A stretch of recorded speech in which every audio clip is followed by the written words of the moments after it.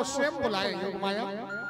ये सभी गोपांगनाएं मेरे पास आएंगी, इनका मन मेरे पास आ जाएगा, इनको पता नहीं होगा मुझे कहाँ जाना है, क्या करना है, इंद्रिय इनके बस में नहीं है, इसलिए इनको ला करके मेरे पास पहुंचाना ये तुम्हारा काम है। इसलिए योग माया, योग माने मिलन करा, समस्त योग गोपांगनाओं के लिए भगवान श्याम सुंदर ने अपनी वंशी के द्वारा संदेश भेजा।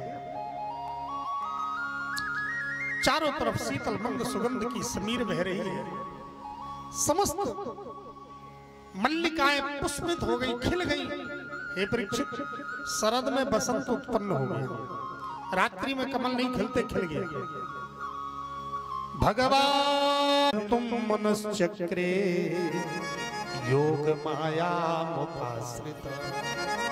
योग माया का आश्रय ग्रहण करके श्याम सुंदर ने अपने मनश्चक्र को एकाग्र करके जिन गोपांगनाओं का मन गोविंद में चिपका हुआ था, मनमोहन ने उन्हीं को आकृष्ट किया। सबको सुनाई नहीं दे रही बंसी, जिनको भगवान को बुलाना है उसी के कान में उसकी आवाज जा रही है। निसम्य गीतम तदनंग वर्धन। हे परीक्षित, समस्त गोपांगनाएं निसम्य गीतम, वंशी की ध्वनि को सुन करके जो जिस अवस्था में थे, कान में वंशी की ध्वनि पड़ी, इन गोपी को लगा कि मुझे पुकार रहे, बुला रहे। जैसे चुंबक की तरफ लोहा अपने आप खिंच जाता है, ऐसे ही गोपांगनाओं का मन मनमोहन की तरफ अपने आप खिंच गया। सहज सहज प्रेम सहज होता है ना, ये सहज प्रेम ही ठाकुर को प्रेम। प्रेम वो नहीं होता कि हमें याद करना पड़े भगवान की। अरे आपका बेटा आ जाए तो आप सहज में ललक पड़ते ना, बहुत दिनों बाद बेटा मिला है, बेटा आ गया, सहज में उसके प्रति प्रेम छलकता है। जो सहज प्रेम हो, गोपांगनाओं के अंदर जो जिस अवस्था में थी परीक्षित, हे परीक्षित, जो जिस अवस्था में थी, पति को भोजन कराने वाली गोपी भी उस पति प्रेम को भूल गई। और जब उसके हृदय में परमात्मा प्रेम उत्पन्न हुआ, ये आत्मा का प्रेम है। शरीर का प्रेम शरीर के संबंधियों से होता है, और जब आत्म प्रेम जागृत होता है उसको विशेष धर्म कहा जाता है। उस समय पर शरीर धर्म उसका सामने नहीं आता। ये परीक्षित, स्त्रियों का विशेष आकर्षण होता है किस पर? पति पर, पुत्र पर, श्रृंगार पर, तीन पर विशेष आकर्षण होता है। कितना भी व्यस्तता हो, बेटा है तो बेटे का ध्यान देंगे, पति ध्यान देंगे, श्रृंगार पर उनका आकर्षण होता। कहीं जाएंगे तो कुछ ना कुछ श्रृंगार करके स्वभाव। लेकिन ये गोपिकाएं शरीर से मिलने नहीं जाती, शरीर से मिलने जाती तो श्रृंगार करती, लेकिन ये तो आत्मा से मिलने जा रही हैं, इसलिए इनका हृदय तो पहले से सजा हुआ। और ठाकुर जी हृदय का श्रृंगार देखते, हृदय कितना सजा, हृदय का श्रृंगार। ठाकुर जी ने देखा सभी गोपिकाएं आ गई, सब छोड़ के आ गए। स्वागतम ओ महाभागा प्रियम किम करवाणि वह। इनका कितना त्याग है मेरे लिए कि सब छोड़ के आ गए, रात्रि में आ गए। कहीं लेस मात्र संसार के प्रति इनका आकर्षण तो नहीं। भगवान ने परीक्षा ली, परीक्षा लेते कहीं इनका आकर्षण हो तो चली जाए। अधकचड़े का मुझे नहीं प्राप्त हो सकता है।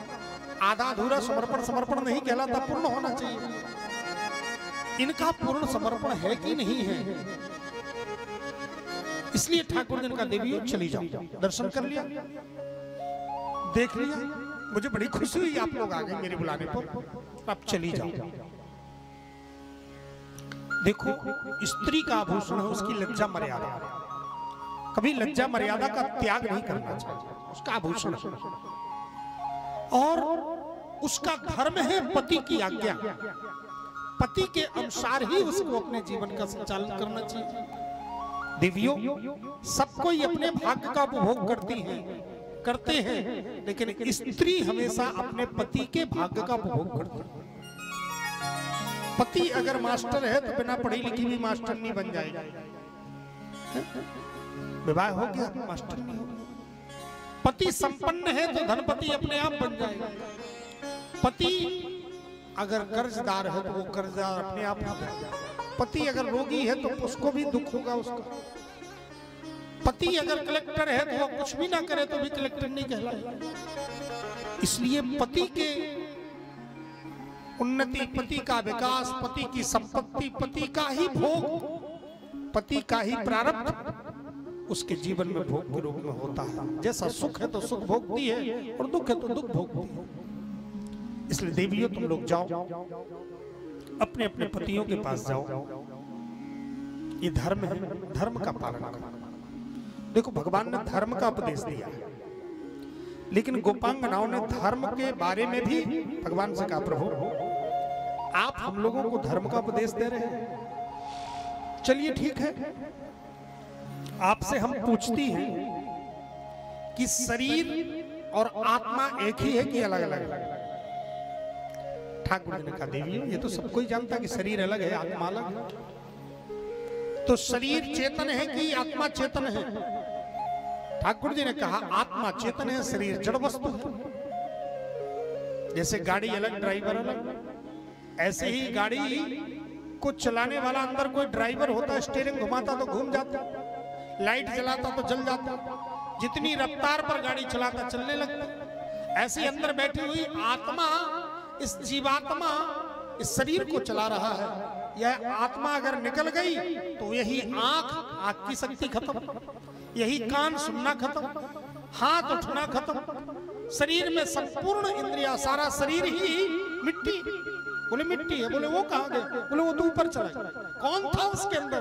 वही आत्मा थी जो चला गया, जो था वही चला गया, संचालन कर रहा था वही आत्मा है।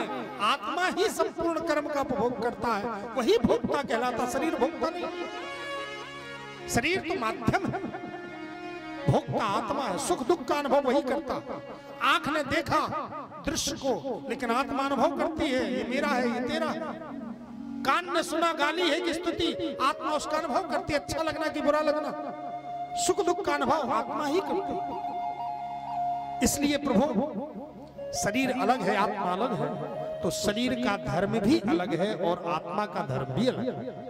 ध्यान दें, शरीर का धर्म है शरीर के संबंधियों का यथोचित ढंग से पालन करना, धर्म का पालन करना। लेकिन आत्मा का धर्म है, जो आत्मा के पति है, आत्मा के पिता है, वो परमात्मा है, उनके चरणों में अपना सर्वसमर्पण करना, ये विशेष है। हे प्रभु, हमने तो यही सुना है कि आत्मा का धर्म पालन करने पर उसको शरीर धर्म का दोष नहीं लगता। आत्म धर्म का पालन करने पर शरीर धर्म का दोष सब छोड़ करके अगर भगवान का भजन करने लगता है तो उसको किसी प्रकार का कर्म बाधक नहीं बनता कि उसने ये कर्तव्य कर्म नहीं किया। इसलिए हमें शरीर का उपदेश मत दें। आप हमारे एक प्रश्न का उत्तर दे दें। एक स्त्री थी धर्मपरायण, जो बड़ी ही धर्म पर चलती थी, पति को ही सब कुछ मानती थी। वही स्त्री का पति परदेश जाने लगा तो उसने कहा आप मेरे लिए आधार क्या? पुलिस फोटो को रख लो। फोटो रख लिया और वो पति चला गया। उस फोटो के सहारे स्त्री रहने लगी। हे श्याम सुंदर उसी फोटो पति के सहारे अपने घर के अंदर रहती, पूजा करती। पति के पास फोन ऑन आदि नहीं थी। दरवाजा खटखटाया पति ने, दरवाजा खोलो, उसने आवाज पहचान ली, मेरे ही पति की आवाज। आवाज सुन करके भी अब धर्म संकट में पड़ गई, क्योंकि यहाँ तो वो फोटो पति के पास बैठी हुई लड़ा रही थी, बैठी हुई थी। अब उसके लिए धर्म क्या है? किस पति को छोड़े, किसको अपनाए? दोनों पति हैं जो 1 साल से रह रही है फोटो के साथ, और दूसरा पति है जो दरवाजे पर खड़ा हुआ, दरवाजे से आवाज लगा रहा है। हे श्याम सुंदर, अगर ये नकली पति है, फोटो पति, तो क्या 1 साल से वो पाखंड में चलती रही? क्या 1 साल से उसने धर्म का पालन नहीं किया? तो क्या उसने अधर्म का पालन किया? और अगर वो छोड़ करके जाती है तो क्या उसको दोष लगेगा? कन्हैया ने कहा देवियों, जब असली पति आ गया तो फिर फोटो के चक्कर में क्या, उसी की तो फोटो है, उसी की तो फोटो है। अब वो आ गया, वही आ गया, तो फिर क्यों चक्कर में पड़े, उसी को अंदर लाओ, उसी के पास जाओ। गोपिकाओं ने कहा श्याम सुंदर, बस आपके प्रश्न का उत्तर मिल गया, आपके उपदेश का उत्तर मिल गया। आप ही कहते हो कि सारे जीवात्मा मेरी ही अंश है, मेरे ही सुरंस जीव अविनाशी, चेत नमल सहज सुख राशि। जब आपने आत्मा आत्मा का संबंध कराया, दो जीवात्मा मिले, परिवार बना, और आज असली पति मुझे बुला रहा है तो हम लोग छोड़ के आ गई, तो क्या हमें दोष लगेगा? हे प्रभु, अब हमें उपदेश मत दे, हमने तो आपके लिए सर्व समर्पण कर दिया है। ठाकुर जी प्रसन्न हो गए। धन्य देवियों, वास्तव में जीवात्मा का यही धर्म है, लेकिन मैंने तो तुम्हारी परीक्षा ली, कहीं इनका आकर्षण तो नहीं है संसार पर, आसक्ति तो नहीं। और भगवान ने यहाँ पर जो गोपी जैसा कहती करने लगे, नाचने लगे, कोई कहती गाने लगे, कोई कहती हमारे पास बैठो बतराओ, इस तरह जो कहते सो करने लगे। इन गोपिकाओं के मन में थोड़ा सौभाग्य मद आ गया। यही सौभाग्य मद ही ठाकुर जी ने तुरंत अंतर ध्यान होकर के इनके मद को अलग किया। गोपिकाएं रुदन करती हुई किशोरी जी के साथ में और श्याम सुंदर को पुकारती हुई, रोने में क्या करते हैं, जिसकी याद आती है, जिसके लिए रोते हैं वही बोलते हैं। बेटा के लिए बोलेंगे तो बेटा बेटा बुलाएंगे, जिसके लिए रोते हैं, धन के लिए तो धन धन। ऐसे ही सभी गोपिकाएं भगवान के लिए रोई हैं।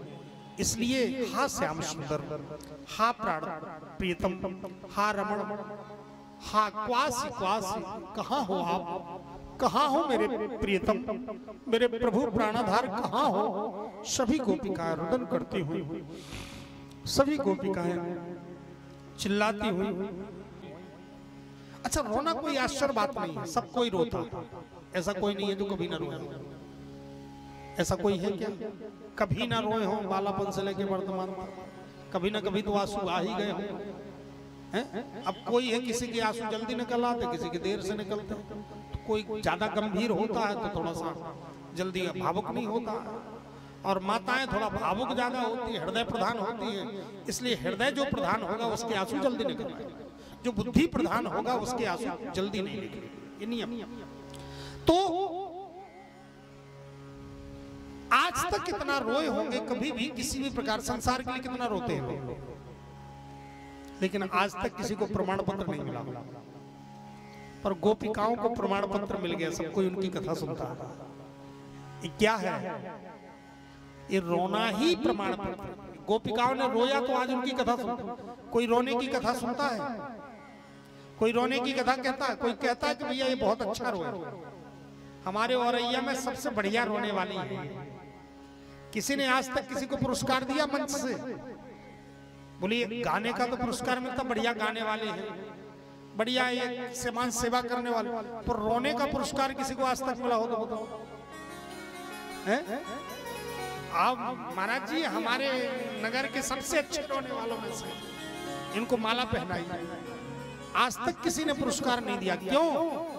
क्योंकि रोने की, आंसू की कीमत संसार जानता ही नहीं, हर चीज की कीमत जानता। मैं निवेदन करता हूँ, अच्छा, हर चीज की कीमत जानता, प्लाट की, मकान की, गाड़ी की, घोड़ा की, अंग प्रत्यंग की भी कीमत बता देगा, कपड़े की कीमत बता, हर चीज की कीमत बता देगा, इतने की ये चीज होगी। शरीर की भी, आंख की कीमत बता देगा, कान की कीमत बता, दांत लगने की कीमत बता देगा, बाल की कीमत, सब चीज की कीमत बता देगा। लेकिन कीमत नहीं बता सकता तो आंसू की कीमत नहीं बता सकता है, क्योंकि आंसू तक उसकी पहुंच ही नहीं।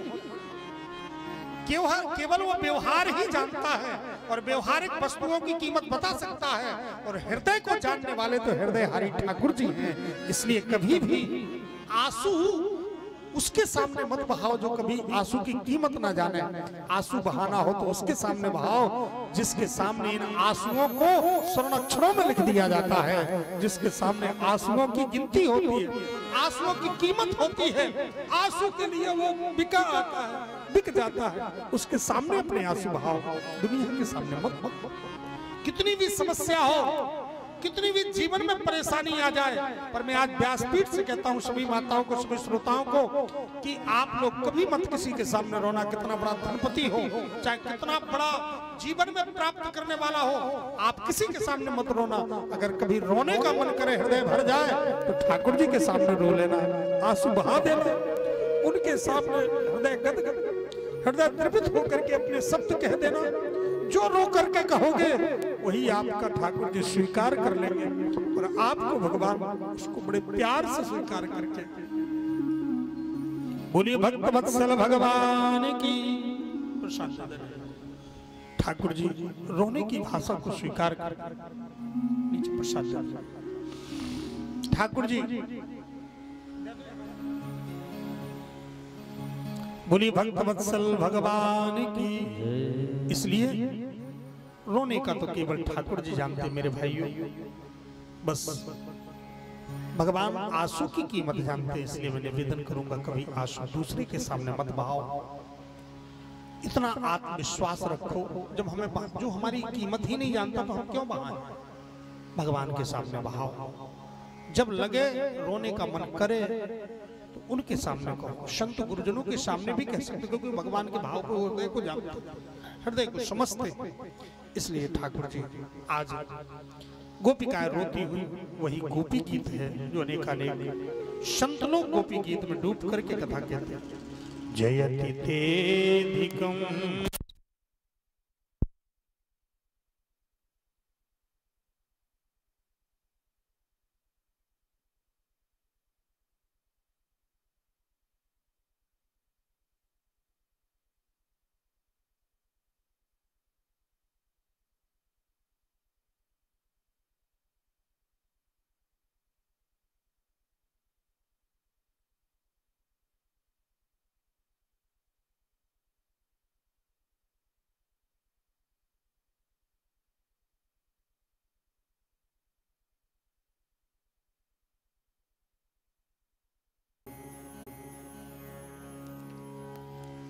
जयति तेधिकम् जन्मना व्रजा। एक ही श्लोक को सुन लीजिए तो हृदय में भगवान की कृपा प्रेम भक्ति आती है। और ये निवेदन है, अगर आपके मन में ऐसा भाव हो कि भगवान के चरणों का प्रेम हमारे हृदय में बढ़े, तो नित्य गोपी गीत का पाठ करना शुरू कर दो, अपने आप हृदय में भक्ति आने लगेगी। गोपी गीत सिद्ध पंथ भागवत का, गोपी गीत सबसे श्रेष्ठ है। बोली भक्त वत्सल भगवान की। इधर भगवान प्रकट हुए, चारों तरफ चर्चा फैल गई कि महाराज होने वाला है। सभी देवियां भी आने लगी, और जैसी देवियां